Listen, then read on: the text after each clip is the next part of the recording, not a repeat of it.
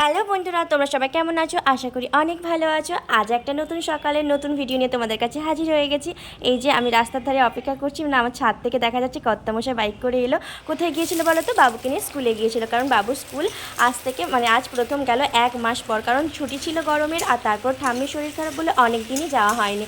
আজ 1 মাস পর স্কুলে যেতেও কিন্তু অনেক বায়না করেছিল। তারপর আমি 9টার সময় রান্না বসিয়ে দিয়েছি, কারণ একটু তাড়াতাড়ি করে রান্না করতে হবে। 12টার সময় করে মাকে নার্সিংহোমে খাবারটা দিয়ে আসতে হবে। আর করছিলাম সর্ষে পোস্ত দিয়ে পটল রান্না করছিলাম।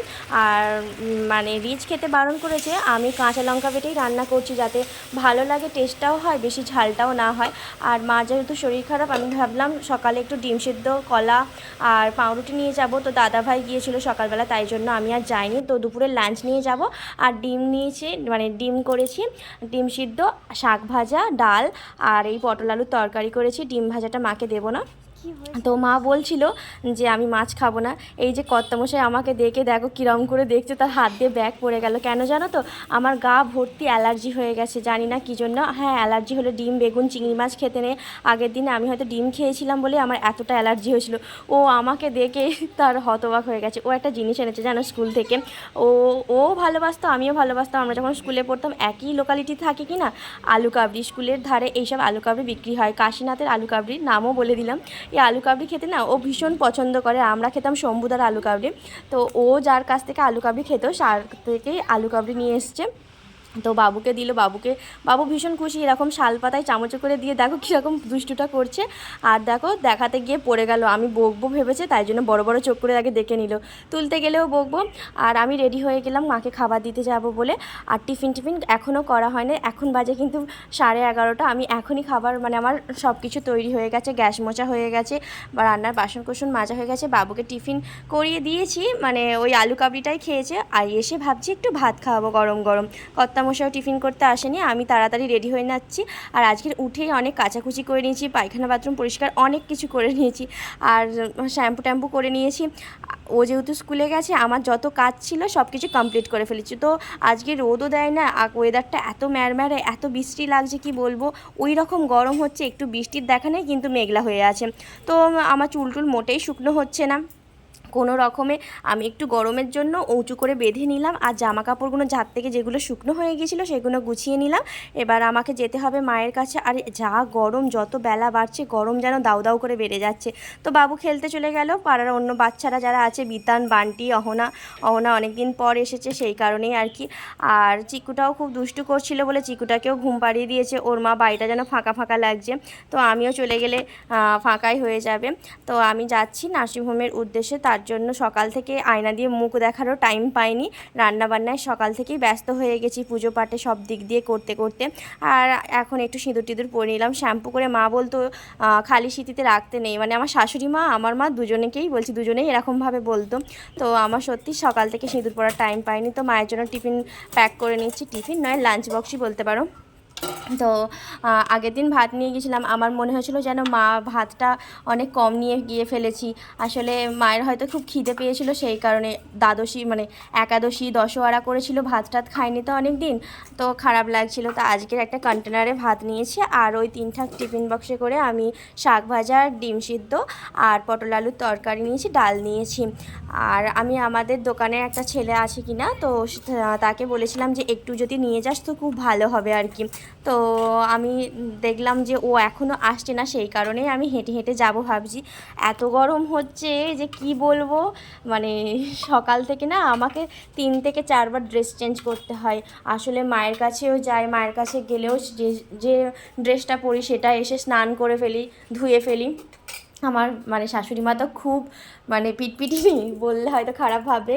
উনি এইসব কিন্তু খুব অপছন্দ করে। সব সময় হসপিটাল থেকে এলে সে জুতো পর্যন্ত বাইরে খুলতে হবে, স্নান করে ঘরে ঢুকতে হবে, এরকম একটা ওনাকে মেনে গুনে চলতে হবে। উনি হসপিটালে আমি যখন থাকবো তখনই বলবে যে দেখো গিয়ে কিন্তু স্নান করো। আমি হ্যাঁ রে বাবা, যদি শীতকাল হতো তাহলে বলো তো অত রাতে এসে স্নান করতে কত কষ্ট হতো। আর কি করা যাবে, সেকেলের মানুষটা মনে হয় এইরকমই হয়। উনি ওই রকম বেডে আছে, বলছে আমার কি গা ঘিন ঘিন করছে, আমার ভালো লাগছে না, কবে যে যাব। উনি আজ পর্যন্ত, ওনার বয়স প্রায় 57 বছর হবে, তো কোনো দিন হসপিটালের দরজায় যায়নি। সেই জন্য তো তোমাদের সঙ্গে গল্প করতে করতে আমার টিফিন প্যাক করা হয়ে গেল। আমি মন দিয়ে কাজকাম করছি, করে নিচ্ছি। আর মানে অনেকটাই গরম হচ্ছে, খাটনিটাও হচ্ছে, কি আর করা যাবে, মায়ের জন্য তো এটুকু করাই যায়। তো দেখো, একটা দিদিভাই বলেছিল যে তোমার বাড়ি থেকে বিল্লা মোড় রাস্তা পর্যন্ত দেখানোর জন্য, তো তার রিকোয়েস্টে আমি আজকের এটা করার সুযোগ পেয়েছি। ভিডিওটা তোমরা একটু সম্পূর্ণ দেখো। আমার বাড়ি থেকে বিল্লা মোড় মানে আমার মেন রোডটা কত দূরে। অ্যাকচুয়ালি আমার বাড়ি থেকে মেন রোড দেখা যায়, কিন্তু বাড়ি হেঁটে আসার পথে বা গাড়ি নিয়ে আসার জন্য এই রোডটাই আসলে ব্যবহার করা হয়। এটা হলো আমাদের এখানে সেন্টার, মানে বাচ্চারা এই স্কুলে, অঙ্গনারী স্কুলে পড়ে। আর এখানটায় যেটা দেখতে পাচ্ছ, এটা মজিদতলা বলে আমাদের এখানে নাম। এখানে আর কি ঈদের নামাজ টামাজ পড়া হয়। অনেকেই চেনো, অনেকেই চেনো না। যারা যারা চেনো না তাদেরকে দেখিয়ে দিচ্ছি। এইটা দিয়ে আমাদের বাড়ির রাস্তায় আসতে হয় আর কি। এই যে আমি বিল্লার মোড়ে, সজাগ ক্লাব ডান দিকে আছে, বাঁ দিকে ওই যে ঈদগাহ। তো আমি এসে গেলাম বিল্লার মোড়ে মেন রোডে, দেখতেই পাচ্ছ। তো বিল্লার মোড়ে এসেছি। আর ওয়েদারটা দেখেছো, কত বৃষ্টি ওয়েদার, মেঘলা হয়ে আছে, না আছে রোদ, না আছে কিছু। সবাই দেখছে আমি ভিডিও করছি, তাই জন্য লুকিয়ে লুকিয়ে ভিডিও করে করে নিয়ে যাচ্ছি। দেখতে পাচ্ছ, আর মাছ টাছ বসেছে, কত মাছের ডিম। আমার না মাছ দেখতে খুব ভালো লাগে, মাছ ঘাঁটতে। তোমরা আবার ভাববে হয়তো একই মেরে বাবা মাছ ঘাঁটতে আবার ভালোবাসে। হ্যাঁ গো, বড় মাছ দেখলে না খুব লোভ হয়, মনে হয় কাটি, এরকম ব্যাপার। আর মাছ দেখতেও ভালো লাগে, অনেক রকম মাছ। ছোটোবেলায় আমাদের পাড়ায় যখন মাছ যেত না, মাছওয়ালা, আমি গিয়ে না শুধু মাছ দেখবো, কিনুক আর না কিনুক, মাছটা তো এখন দেখি। এই যে তোমাদের সঙ্গে গল্প করতে করতে চলে এলাম, এটা আমাদের দোকান। এই আগেরটা দাদা ভাইয়ের দোকান, এইটা আমার কর্তামশাইয়ের দোকান। কর্তামশাই শান দিচ্ছে, দেখতে পাচ্ছ।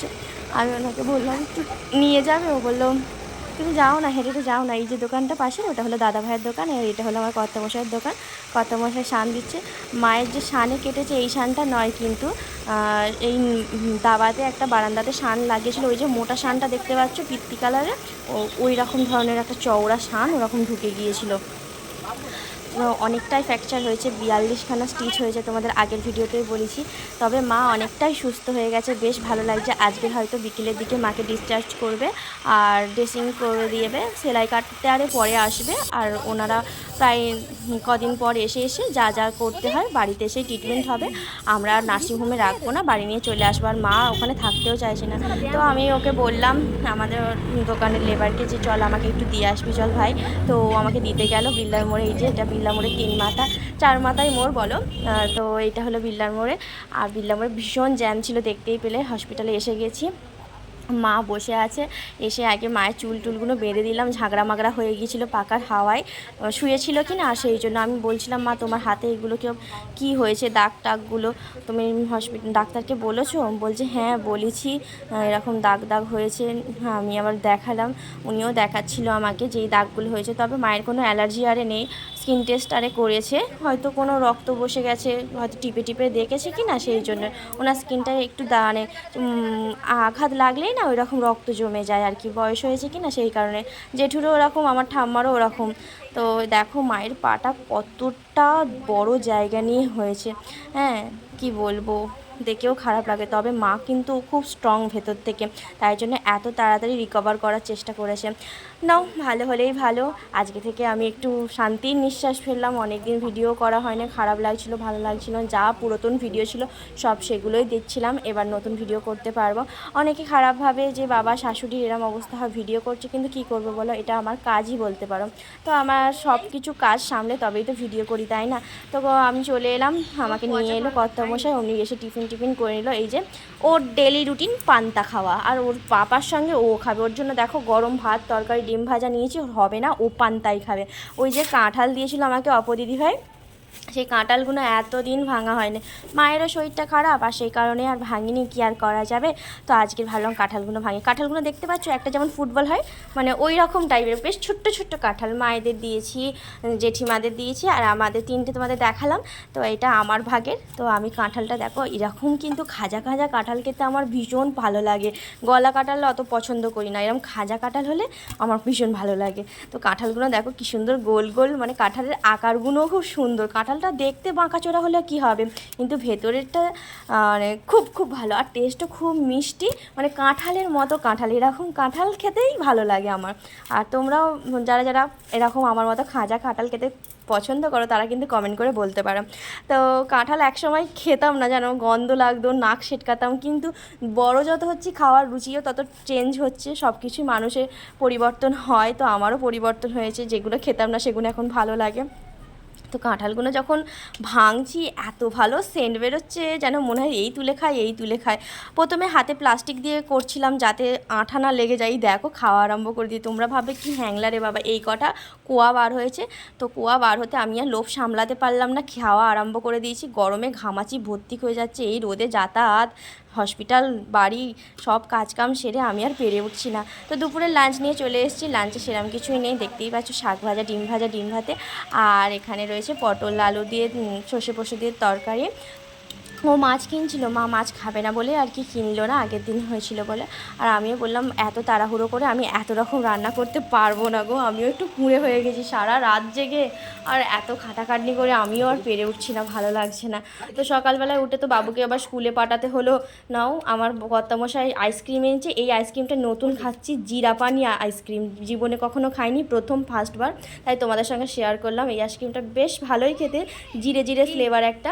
আমি ওপর থেকে দেখালাম ওয়েদারটা কীরকম, তখন বিকেল দুপুর 3টে বাজে, আর এই যে বাবুর আইসক্রিম গলে গেছে, ওই গলে প্যাকেটে করে খাচ্ছে, ছাদে উঠেছিল আর কি, আর বলছে মা তুমি খাবে, আর না বাবা তুমিই খাও। তো আমার ব্লগগুলো যাদের ভালো লাগে অবশ্যই লাইক করো, আর কমেন্ট করে বলো কীরকম লাগছে আর কীরকম ভিডিও পেতে চাও। সবাইকে অনেক ধন্যবাদ সম্পূর্ণ ভিডিওগুলো দেখার জন্য, আর আমার ভিডিওগুলো দেখতে থাকো, আমাকে প্লিজ সাপোর্ট করো। আমিও তোমাদের মতো গৃহবধূ অনেক চেষ্টা করি একটু এগোনোর জন্য, তোমাদের ভালোবাসায় আমি জানি অনেক দূর এগিয়ে যেতে পারবো, তো তোমাদের ভালোবাসাটা আমার অনেক দরকার। তো তোমরা সবাই যদি একটু আমায় ভালোবাসা দাও এক একজন করে, আমি একদিন ঠিক এগিয়ে যেতে পারবো। তোমাদের অনেক আমি ভালোবাসি, আমার সবাইকে। যারা ফলো করে দিওনি অবশ্যই ফলো করে দিও আমার চ্যানেলটা, আমার মধুমিতা কর্মকারে। থ্যাংক ইউ বন্ধুরা, সবাই ভালো থেকো, সুস্থ থেকো, থ্যাংক ইউ।